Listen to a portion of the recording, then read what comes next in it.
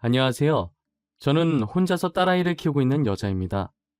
제가 이곳에 사연을 보내게 된 이유는 저와 남편 사이에 있었던 일을 이야기하고 싶어서인데요. 앞서 제가 저를 소개했을 때 혼자서 딸을 키우고 있다는 말처럼 저는 현재 남편과 살고 있지 않습니다. 남편은 살아생전 제게 잘못한 일이 있었는데 이젠 제게 용서받지 못하는 곳으로 영영 떠나버렸어요. 안타깝게도 저희 애기 아빠는 더 이상 이 세상 사람이 아니거든요. 저는 이렇게나마 남편을 용서하겠다는 마음을 많은 사람들에게 알리고 싶었어요. 그러다 보면 정말 남편이 있는 곳까지 제 진심이 닿지 않을까 하고요. 저와 남편의 첫 만남은 그리 특별하지 않았어요. 드라마나 영화처럼 운명 같은 사랑, 그런 건 하나도 없고 현실 그 자체였어요. 저희는 같은 회사에서 같은 날 입사한 동기로 힘든 일이 있으면 같이 도와주고 서로가 서로에게 위로와 희망을 주던 관계였어요. 보통의 입사 동기들과 다를 바가 하나도 없었죠. 입사 초기엔 힘이 되는 존재가 동기밖에 없으니 남편과 저는 자주 만나 술잔을 기울였어요. 둘이서 만나면 상사도 씹었다가 거래처 사람도 씹었다가 아마 안주보다 상사를 더 많이 씹었을 거예요. 저희는 회사 마치고 둘이서 술 마시러 가는 게 습관이 되었을 정도로 자주 만났었어요. 오늘은 무슨 말을 할까 머릿속에 정리하고 서로 먼저 이야기하려고 시동 걸고 그랬어요. 지금 생각해보면 참 별거 없고 직장인이라면 누구나 하는 행동인데 당시엔 얼마나 재밌고 웃기던지 이야기 꺼내려고 준비하는 서로의 모습을 보고 엄청 웃었어요. 그리고 그날따라 서로가 너무 이뻐 보이고 잘생겨 보이는 거예요. 괜히 심장이 간질간질거리고 빠르게 뛰면서 작은 행동에서 얼굴이 빨개지고 그랬죠. 한번 그러고 나니 그 뒤로도 계속 저희도 모르게 서로한테 신경을 쓰고 있더라고요.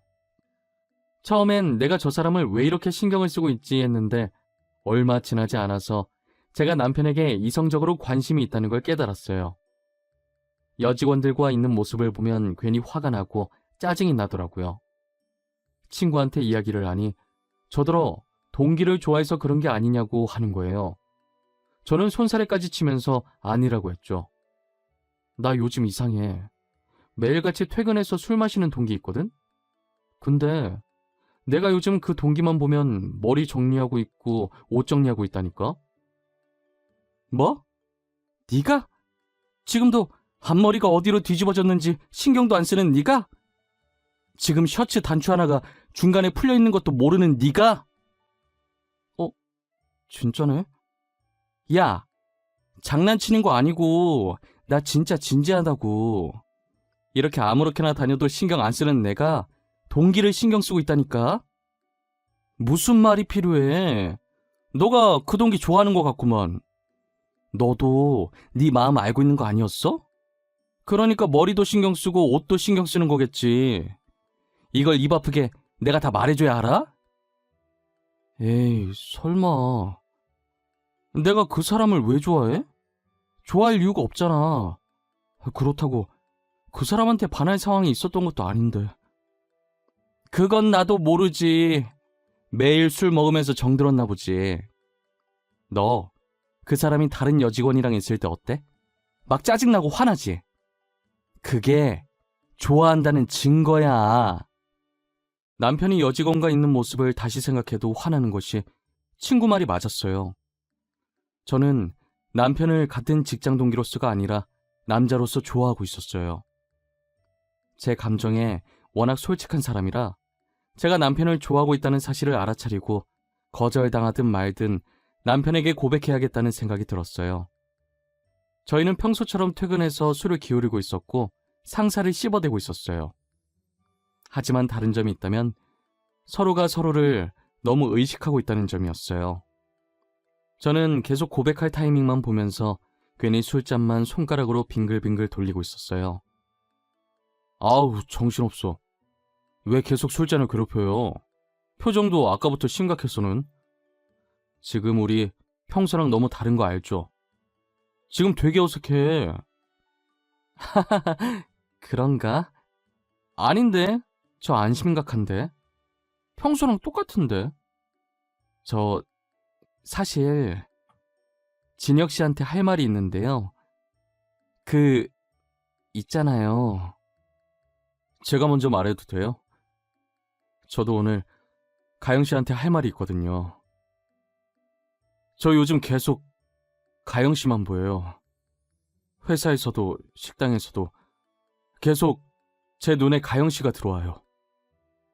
남편의 마음이 어떤지 확신이 없어서 제가 먼저 고백하고 빠지려고 했는데 남편도 저와 마음이 같았고 머뭇거리는 저를 보고 용기를 내서 먼저 고백을 하더라고요. 저는 놀라서 들고 있던 술잔을 떨어뜨렸고 술잔은 그대로 깨져버렸어요. 남편은 곧바로 직원들에게 죄송하다고 하고 제가 떨어뜨려 깨진 술잔을 치우고 있더라고요.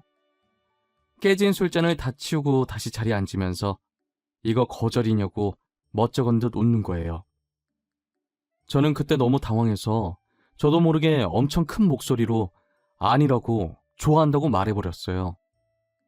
당연히 쩌렁쩌렁한 제 목소리에 거기 있던 직원이며 손님이며 다 저희 쪽을 쳐다봤어요. 졸지에 저희는 거기에 있던 사람들에게 축하를 받으며 연인이 되었죠. 그렇게 사내 연애가 시작됐고 연애를 한 지 2년 만에 결혼을 했어요. 누가 더 부유하고 가난하다 할 것 없이 둘 다 비슷한 집안이라 결혼 허락받는 것도 어렵지 않았어요. 양가 부모님들도 다 좋으신 분이라 저희는 친자식처럼 아끼고 사랑해 주셨어요. 그리고 저희는 연인일 때와 부부일 때의 분위기가 다르니 2년간 연애했어도 2년 동안 신혼을 더 즐기다가 아이를 갖기로 했어요. 그 전에 저희는 다니던 회사를 계속 다녔고 2년 후 저는 임신 준비로 회사를 그만두게 되었습니다. 저는 딸아이를 낳고 계속 육아를 하고 있었는데 돌연 남편이 회사를 그만두고 온 거예요. 그동안 모아둔 돈이랑 퇴직금으로 사업을 시작하겠다고 하면서 말이에요. 남편이 하는 모든 것에 응원을 하지만 솔직히 사업이라는 게 한 번에 잘 되는 것도 아니고 의지만 있다고 해서 할 수 있는 게 아니기 때문에 반대를 많이 했어요. 하지만 저희 남편은 누구도 못 말리는 똥고집이 있었고 결국 남편 뜻대로 사업을 시작했어요. 구두 사업을 했는데 처음 시작했던 상품 중 하나가 빵 터지면서 정말 운이 좋게 사업에 성공했어요. 그리고 운뿐만이 아니라 남편의 똥고집 덕분에 성공한 것도 없지 않아 있었어요. 인기 절정인 그 제품은 저희 가족도 시댁도 디자인이 별로라고 내놓지 말자고 했던 구두거든요. 남편은 특이하게 생긴 걸수록 더 이목을 집중하고 관심이 가는 법이라고 끝끝내 출시를 하더라고요. 그런데 정말 남편의 말대로 그 구두가 유독 인기가 많은 거예요. 모든 제품을 한정판으로 팔았었는데 그 구두는 3차까지 재판매를 해도 계속 판매 문의가 쏟아져서 남편 브랜드 제품 중 유일하게 한정판이 아닌 구두가 됐어요. 날이 갈수록 매출이 늘어났고 통장에 찍힌 액수를 보고 저희 가족 얼굴엔 웃음꽃이 피었어요. 사람이 갑자기 큰 돈을 만지면 변하게 된다는데 저희는 변함없이 사이가 좋았어요. 남편도 연애할 때랑 마찬가지로 한결같이 저와 딸아이에게 잘했고요. 하지만 제 주변 친구들이 걱정을 많이 하더라고요. 야, 나 좀 걱정돼. 원래 갑자기 큰돈 만지면 눈 돌아서 사람이 변한다잖아. 너네 남편이 지금은 안 그러지만 나중에라도 변하게 되면 어떡해? 꼭 우리 남편이 변하길 바라는 것 같다. 절대 그럴 일 없어. 우리 그이 연애할 때도 결혼한 지금도 한결같은 사람이야. 나는 그냥 걱정돼서 그러지. 조심해서 나쁠 건 없잖아. 언제 어떻게 변할지 모르는 게 사람 마음인데. 너의 오랜 친구로서 충고하는 거니까 한 귀로 듣고 한 귀로 흘리지 말고 좀 새겨들어. 아이고, 알겠습니다. 그래도 내 걱정해주는 건 너밖에 없다. 고맙다. 친구들은 남편이 언제 변할지 모른다고 늘 의심의 끈을 놓지 말라고 했지만 저는 남편을 믿었어요. 남편은 다른 사람과 다르다는 믿음이 강하게 있었거든요. 절대 변하지 않을 거라고, 어떤 일이 생기든 가정을 지킬 사람이라고 굳게 믿었어요. 10년이 지나서도 남편은 본인보다 저와 딸 생각 먼저 하는 사람이었어요. 그랬던 사람인데 점차 다른 사람이 되어가기 시작했어요. 매일 술에 찌들어서 집에 들어오길래 드디어 올 것이 왔구나 싶었죠. 당신 지금 어디서 뭐 하다가 오는 길이야? 아우, 냄새. 또 술이야? 어? 요즘 왜 계속 술에 취해서 오는 거야? 당신 원래 안 그랬잖아. 나도 술 좀 마실 수도 있지. 가장이 열심히 밖에서 일하고 오는데 겨우 술 마셨다고 이렇게 사람을 잡아? 어? 내가 뭘 그렇게 잘못했는데? 오늘만 마신 거 아니잖아. 요즘 계속 술 퍼마시고 오잖아. 나도 봐주는데 한계가 있어. 한두 번도 아니고 이게 뭐 하는 짓이야? 딸 보는 앞에서 이게 무슨 꼴이냐고. 당신은 쪽팔리지도 않아? 남편은 언젠가부터 계속 술을 퍼마시고 가끔은 외박도 하고 그랬어요. 그런데 이게 점점 정도가 심해지더니 술은 그냥 기본이고 외박도 밥 먹듯이 하더라고요. 이럴 거면 나가서 혼자 살려고 하니까 정말 일주일 동안 집에 안 들어오는 거예요. 근처 모텔에서 지내고 있길래 제가 억지로 집으로 끌고 왔어요. 한 번도 싸운 적 없었던 우리는 이제 싸우지 않는 날이 없게 되었죠. 도대체 요즘 남편이 뭐라고 돌아다니는 건지 알 수가 없었어요. 제가 회사 일에 관여를 안 해서 남편 회사에 아는 직원이 한 명도 없어서 물어보지도 못했어요. 매일 혼자서 손톱만 물어뜯으면서 남편이 귀가하기만을 기다렸죠. 남편은 역시나 술을 마시고 제가 누군지도 못 알아볼 정도 취해서 왔더라고요. 저를 붙잡고 3차 가자고 하는데 어찌나 술 냄새가 나던지 남편 얼굴에 토 안 한 게 다행일 정도였어요. 대충 남편을 침대에 눕혀놓고 옷 갈아입히는 걸 포기하고 겉옷만 벗겨서 정리했어요. 겉옷이 다 구겨져서 살짝 털었는데 종이 한 장이 떨어지더라고요. 펼쳐보니 남편이 술집에 간 영수증인 것 같은데 이게 일반 술집이 아닌 것 같았어요. 그때 머릿속이 번쩍하더니 제 눈이 남편의 핸드폰을 쫓고 있더라고요. 뭐가 그렇게 소중한지 남편이 휴대폰을 두 손으로 꼭 쥐고 있길래 뺏어 들었어요. 이미 술 취해서 인사불성이라 제가 휴대폰을 뺐는지 뭘 하는지 전혀 몰랐어요. 저는 남편 지문으로 휴대폰 잠금을 해제했고 제일 먼저 메신저를 들어가 봤어요. 사업을 하니 아무래도 연락하는 사람들이 많았는데 의심스러운 사람은 없더라고요. 괜히 의심한 건가 싶어서 다시 남편 손에 휴대폰을 쥐어주려고 했어요. 근데 그 순간 알림음이 들리는데 메신저 창이 잠깐 떴다가 순식간에 사라지더라고요. 제가 얼마 전에 불륜에 관한 내용의 프로그램을 본 적이 있었어요. 거기서 봤던 내용인데 요즘은 비밀 메신저라고 해서 알림이 왔다가 순식간에 사라져서 본인이 직접 따로 그 메신저의 잠금을 해제하고 확인을 해야 한다더라고요. 저도 TV로만 봤지 실제로 목격하게 될 줄은 꿈에도 몰랐어요. 하지만 제가 비밀번호를 몰라 그 메신저 잠금을 풀어볼 수가 없었죠. 저는 남편 겉옷에서 떨어졌던 영수증을 몰래 챙겨서 그 술집에 찾아가 보기로 했어요. 매일 술을 마시고 오니까 다음날에도 분명히 갈 거라고 예상했어요. 그래서 다음날 저녁에 찾아가 보니 역시나 남편이 거기서 술을 마시고 있더라고요.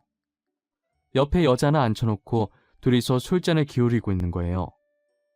그 모습을 보는데 예전 저희 모습을 보는 것 같아서 너무 화가 났어요. 남편이 있는 자리로 가서 그대로 여자 머리채를 잡아당겼어요. 요즘 계속 술 마시고 다니더니 여기서 이러고 있었니? 어? 술집 년이랑 노닥거리고 있었냐고. 하필 바람이 나도 왜 이런 술집 년이야. 이 아줌마 뭐야. 다짜고짜 내 머리 왜 잡냐고. 오빠, 이 여자 뭐예요? 아닌 여자예요? 머리 좀 놔봐요. 아닌 여자? 네가 오빠라고 부른 남자 와이프다. 너 아주 잘 걸렸다. 안 그래도 스트레스 받는 일 많았는데 잘 됐네. 오늘 다 같이 죽자. 이리 와. 머리 좀 놔요. 내 머리 다 뽑히면 아줌마가 책임질 거야? 계속 이러면 나 아줌마 폭행죄로 신고할 거야. 그런 줄 알아. 내가 무서워할까봐? 니녀는 상간녀 소송에 정신적 피해보상까지 청구할 거야. 그래, 누가 손해인지 한번 해보자고! 저는 여자의 머리채를 잡고 마구 흔들었고 제 힘이 못 이겨 여자가 휘청이다가 넘어졌어요. 다시 머리채를 잡으려고 하는데 남편이 제 앞을 막더니 저를 끌고 나가더라고요. 그렇게 집까지 왔고 저는 집에 도착하자마자 남편의 뺨을 사정없이 때렸어요.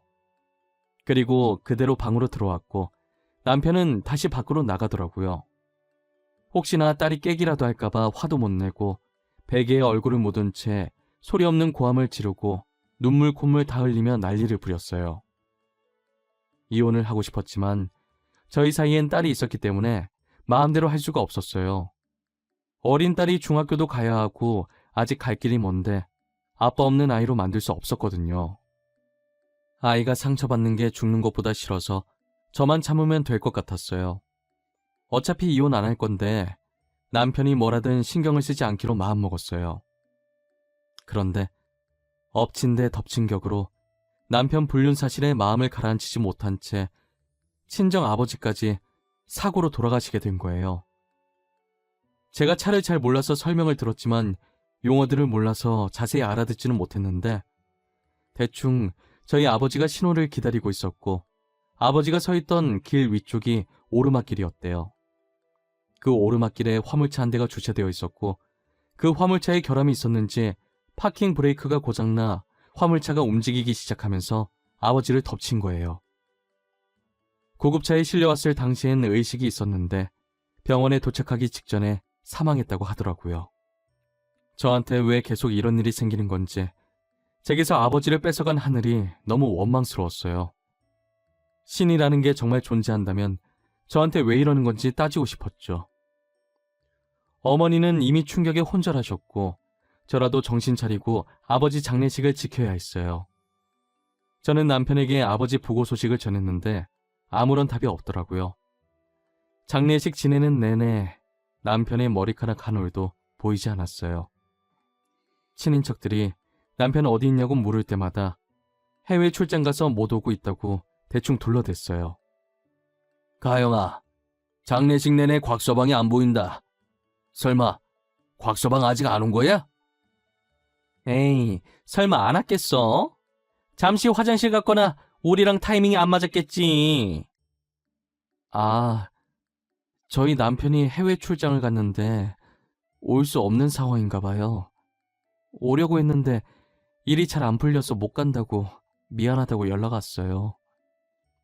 아무리 그래도 사위가 장인어른 장례식에 안 오는 게 말이 되나? 일이 가족만큼 중요한가? 곽서방도 참 답답하네. 아무리 사는 게 바빠도 그렇지. 저는 딱히 드릴 말씀이 없어서 멋쩍은 미소만 지었어요. 해외 출장은 개뿔. 또 그 술집에서 여자랑 술 마시고 있을 테지만요. 저는 장례식을 다 마치면 남편과 이혼을 해야겠다고 다짐했어요. 남편이 뭘 하고 다니든 딸을 생각해서 이혼만큼은 안 하려고 했는데 저희 아버지 장례식에 안 온 행동은 선을 넘었다는 생각이 들었어요. 사위라는 사람이 장인어른 마지막 가시는 길에 어떻게 안 올 수가 있나요? 도저히 참을 수 없는 짓이고 이해하고 싶지도 않은 짓이었어요. 친정에서 아버지 유품을 정리하고 늦게 집에 왔더니 남편이 안방 침대에 누워서 자고 있더라고요. 저는 갈기갈기 찢어버리고 싶은 남편 얼굴에 이혼 서류를 던졌어요. 남편은 갑작스럽게 날라온 종이에 놀라는 듯 하다가 이혼 서류라는 걸 확인하고 무덤덤하게 비어있는 부분을 작성하고 도장 찍더라고요. 저는 더 이상 말 섞고 싶은 마음도 없어서 딸아이를 데리고 친정으로 갔어요. 그렇게 저희는 합의 이혼을 하고 길다면 길고 짧다면 짧은 13년이라는 시간 동안 한 집에서 함께 해왔던 결혼 생활을 끝마쳤어요. 막상 이혼을 하고 나니 속이 시원하고 자유를 되찾은 것 같았어요. 제가 무엇을 하고 다니든 더 이상 제 일에 관여할 사람도 없었고 저도 스트레스 받으면서까지 누군가를 신경 쓰고 참견할 일이 없었죠. 저는 남편에게 받은 위자료와 그동안 제가 모아왔던 돈으로 조그만 카페를 하나 차렸어요. 행복했고 아팠던 지난 과거들은 모두 잊고 딸과 함께 만들어갈 미래를 위해 새 출발을 준비했어요. 매출이 엄청난 편은 아니었지만 적잖아는 건 아니라서 즐겁게 하고 있었어요. 딸은 나이에 비해 철이 빨리 든 건지 아빠 이야기하면 제가 속상해할까봐 아빠 얘기는 단 한 번도 하지 않았고 말썽도 안 피우고 씩씩하게 잘 지내주었어요. 혹시나 딸이 아빠 만나고 싶다고 하면 말릴 생각은 없어요. 딸을 세상에서 태어나게 해준 사람인데 제가 어떻게 연을 끊으라고 하겠어요. 딸은 남편을 만나도 저만 남편이랑 안 마주치면 되는 거죠. 그렇게 혼자서 딸을 키운 지 4년이 흘렀고 저는 이혼 후 남편의 소식을 듣지 않았어요. 아마 못 들었다는 표현이 더 정확하겠지만 저한테 들어온 소식이 하나도 없었어요. 저는 평상시처럼 카페 오픈 준비를 하는데 예전에 남편과 같이 다녔던 회사 직원한테 연락이 온 거예요. 간만에 온 연락이라 무슨 일인가 싶어서 메신저를 확인해봤더니 부고장이더라고요. 부모님 중에 돌아가신 건가 하고 고인 이름을 확인하는데 저희 남편 이름인 거예요. 저는 바로 문자를 준 직원에게 전화를 걸었어요. 과장님, 방금 보내주신 문자 뭐예요? 이거 저희 애기 아빠 이름 아니에요? 고인 이름 적는 칸에 애기 아빠 이름이 왜... 가영씨, 놀라지 말고 들어. 오늘 새벽에 진혁씨 사망했대. 암으로. 나도 가영씨랑 진혁씨 이혼한 거 알고 보낼까 말까 고민 많이 했는데 안 보내는 건 예의가 아닐 것 같아서. 아, 네. 그러셨구나. 잘하셨어요. 보내주셔서 감사해요. 인사가 늦은 것 같은데 잘 지내세요? 나야 뭐 똑같지. 여전히 회사 잘 다니고. 에휴, 이런 일로 연락하게 될 줄은 몰랐는데. 미안해. 이혼한 사이긴 하지만 그래도 애 아빠니까 잠깐 들렀다가 나도 퇴근하고 들러야겠네. 알겠어요. 알려주셔서 진짜 감사해요. 다음에 시간 되면 한번 봬요. 고인이 정말 애기 아빠가 맞았고 새벽에 암으로 세상을 떴다더라고요. 저는 놀라서 일이 손에 잡히지 않았고 다른 직원에게 부탁하고 집으로 돌아왔어요. 4년 만에 듣는 소식이 부고 소식이라니 너무 충격이었어요. 남편 장례식장에 가야 하나 말아야 하나 고민을 엄청 많이 했어요. 솔직히 아버지 장례식에 안 온 게 괘씸해서 안 가고 싶은 마음이 컸거든요. 그런데 과장님 말처럼 애기 아빠고 같이 산 세월이 있는데 안 가는 건 인간의 도리가 아닌 것 같더라고요. 저는 딸의 학교에 전화해서 담임 선생님께 사정을 설명드린 뒤 조퇴를 시켰고 딸이 집에 들어오자마자 검정 옷으로 바꿔 입히고 장례식장으로 향했어요. 아직 낮이라 퇴근 시간이 아니다 보니 사람이 별로 없고 한적하더라고요. 시어머니는 저희를 발견하고는 와줘서 고맙다고 조심스럽게 끌어안아 주었어요. 보조금 넣고 절만하고 나오려고 했는데 시댁 식구들이 밥이라도 먹고 가라고 저희를 붙잡는 거예요. 딸도 배고프다고 먹고 가자고 해서 억지로 앉아서 밥을 먹고 있었어요. 딸은 정말 배고팠는지 제 것까지 해서 밥을 2그릇이나 먹더라고요. 저는 도저히 목구멍으로 밥이 안 넘어가서 한 숟가락밖에 먹질 못했어요. 딸에게 국을 조금 더 주려고 그릇을 들고 일어났는데 누군가 저를 찾더라고요. 입구로 나가보니 배달원 한 분이 꽃바구니를 들고 서 있는 거예요. 저를 왜 찾냐고 하니 남편이 제게 보냈다고 하면서 받으라고 하시더라고요. 남편 죽었는데 어떻게 보냈냐고 했더니 배달원은 자신도 그것까진 모른다고 했어요. 저는 형형색색의 꽃바구니를 들고 들어왔어요. 제가 들고 있는 꽃바구니를 보더니 저마다 한마디씩 하더라고요. 장례식장에 저 꽃은 좀 아니지 않아? 알록달록한 게 여기랑 전혀 안 어울리는데 무슨 생각으로 여기서 저런 꽃 배달을 받은 거래? 죽은 남편이 보냈다잖아. 그게 가능한 일인가? 죽은 사람이 배달을 어떻게 보내? 사람이 언제 죽을지도 모르는데 자기 죽을 날 알고 미리 주문한 건 아닐 테고. 누가 장난친 거 아니야? 남의 장례식장에 엿먹으라는 것도 아니고 뭐 하는 짓이람? 저건 죽은 사람한테 예의가 아니지. 안 그래? 사람들은 꽃바구니를 가리키면서 수근수근거렸고 저는 당황해서 어쩔 줄 몰라 하고 있었어요. 그런데 딸아이가 꽃바구니를 유심히 보다가 꽃 사이에 껴있던 편지를 꺼내더라고요. 편지 봉투에 제 이름이 적혀 있는데 남편의 글씨체가 맞았어요. 저는 조심스럽게 봉투에서 편지를 꺼내보았어요. 남편의 글씨체가 한 장 가득 빽빽하게 적혀 있더라고요. 남편이 뭐라고 쓴 건지 내용을 찬찬히 읽어보고 저는 입을 틀어막고 울었어요. 남편이 변하기 시작했을 때 남편 회사가 위태로웠었더라고요. 저는 회사 일에 전혀 관여를 안 해서 몰랐었어요. 혹시나 회사가 망하면 빚덩이에 안게 될 텐데 저한테까지 피해갈까봐 그 전에 저와 이혼하려고 일부러 바람피고 저희 아버지 장례식장에도 나타나지 않은 것이었어요. 그래도 마지막 가시는 길을 봤다고 하더라고요. 저희가 납골당으로 갈 때 몰래 뒤에 따라와서 저희가 간 뒤 아버지께 인사를 하고 갔대요. 그리고 딸은 남편이 저와 왜 이혼을 하려고 했는지 알고 있었고 저한테 말하려고 했지만 남편이 신신당부하는 바람에 말을 못했다고 하더라고요. 저와 이혼한 뒤 딸이랑 간간히 연락하고 지냈었는데 암에 걸리는 바람에 딸이 알면 제 귀에 들어갈 것이고 짐이 될 것 같아서 딸이랑도 연락을 끊었대요. 그리고 죽기 전날 쓴 편지인지 내일 아버지께 가면 제대로 사과해야겠다고 장례식장 못 가서 죄송하고 저를 끝까지 못 지켜줘서 죄송하다고 빌겠다고 적혀 있었어요. 엄마, 내가 미안해. 아빠가 말하지 말라고 부탁하셔서 처음이자 마지막 부탁이라고 하시는데 거절할 수가 없었어. 정말 미안해. 아빠가 엄마랑 나 정말 많이 좋아했어. 아니야, 잘한 거야. 아빠가 부탁한 건 들어줘야지. 우리 딸 잘했어. 이렇게 된 거 너 탓 아니니까 너무 신경 쓰지 마. 알겠지? 엄마, 진짜 미안해. 그러니까 아빠 너무 미워하지 마. 알겠지? 아빠 아픈 건 나도 몰랐어.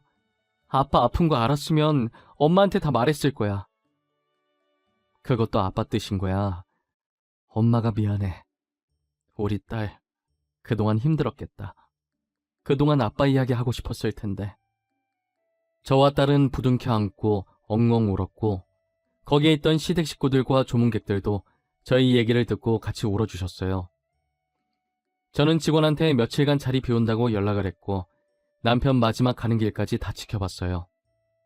납골당 가서도 울면서 잘 지내라고 다음에 웃으면서 다시 만나자고 했죠. 남편이 힘들었던 걸 왜 그동안 몰랐을까? 내가 조금이라도 관심을 가졌다면 알았을 텐데 무심했던 건 남편이 아니라 저였다면서 자책을 했어요.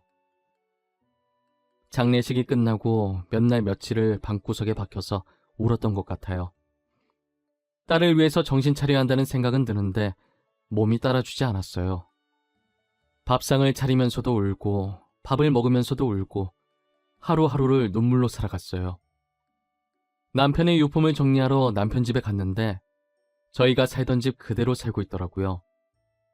저희가 연애하던 시절 착용했던 커플 아이템부터 저희 딸이 아기 때 입었던 옷까지 남편은 전부 보관하고 있었어요. 저희 추억이 가득한 물품을 보고 또 얼마나 울었는지 몰라요. 저도 남편처럼 버리지 않고 가져가야겠다는 생각에 따로 빼놨었어요. 치우고 보니 옆에 다른 상자도 하나 더 들어있더라고요. A4 크기의 되게 얇고 작은 상자라 뭐가 들어있을지 예상도 안 됐어요. 조심스럽게 열어봤는데 집문서 하나가 나오는 거예요. 아마도 이 집 집문서인 것 같았는데 분명 보도됐으면 집도 같이 날아갔을 텐데 어떻게 여기에서 계속 살고 있는지 의문이 들긴 했었어요. 그래서 집문서를 자세히 봤는데 이 집이 저희 딸 명의로 되어 있더라고요. 아무래도 남편이 부도되기 전에 딸의 이름으로 명의를 이전한 것 같았어요. 이미 저와 이혼했고 딸은 제가 데리고 와서 양육권도 제 쪽에 있으니 남편 회사가 부도 처리되어도 서류상 남남이라 저희 쪽엔 영향이 가지 않았거든요. 집문서 제일 뒷장에 포스트잇이 하나 있었는데 글자를 보니 이것도 남편 글씨였어요. 줄 수 있는 게 이것밖에 없어서 미안하다는 내용이었죠. 저는 무슨 일이 있어도 절대 이 집을 팔지 않기로 했어요. 그리고 살고 있던 집을 처분하고 딸과 같이 다시 이 집에 들어와서 살았어요. 남편의 물건도 치우지 않고 따로 한 곳에 모아뒀고요. 딸도 다시 이 집에 들어오게 되니 엄청 좋아하더라고요. 새 가족의 추억이 담긴 집이라고 하면서요. 다시 이 집에 들어온 게 그렇게 좋아? 전에 살던 집이 더 넓지 않아? 넓고 좁은 건 상관없어. 난 이 집이 좋아. 아빠랑 같이 살았던 곳이잖아. 아빠랑 같이 있는 기분이야. 나는 절대 이사 안 할 거야. 결혼해서도 여기 살 거야. 네가 결혼해서 여기 살면 나는 어디서 살라는 말이야? 엄마 내쫓으려고? 아니, 엄마도 같이 살면 되지. 난 엄마 모시고 사는 남편 만날 거거든. 이 집에서 엄마랑 나랑 남편이랑 셋이서 살 거야. 무조건. 딸은 여기로 이사 온 뒤로 웃음이 더 많아졌어요. 저도 마찬가지고요. 남편이 아직 결혼 사진을 안 치웠길래 더 예쁜 액자에 넣어서 거실에 있는 협탁 위에 올려놨어요. 재산 분할하는데 남편 사망보험금도 제 앞으로 되어 있는 걸 발견했어요. 저는 남편 보험금을 따로 통장을 만들어서 보관 중이에요. 남편이 나중에 딸 결혼할 때 쓰길 바랄 것 같아서 건들지 않고 있어요. 저는 지금 딸과 소중한 추억을 쌓으면서 열심히 살고 있어요. 매일은 아니라도 일주일에 한 번씩 남편 납골당에 찾아가 한 주 동안 있었던 일을 말해줘요. 선선한 바람이 들어올 때마다 남편이 듣고 있을 것 같은 느낌이 들곤 하죠. 언젠간 남편을 다시 만나는 그날만 손꼽아 기다리고 있어요. 다시 만나게 되면 살면서 행복했다고, 모든 것을 용서했다고 말해주고 싶어요. 제 긴 이야기는 여기서 끝내보려고 합니다. 여러분들도 사랑하는 사람이 있다면 지금 이 순간 뜨겁게 사랑하시길 바랄게요.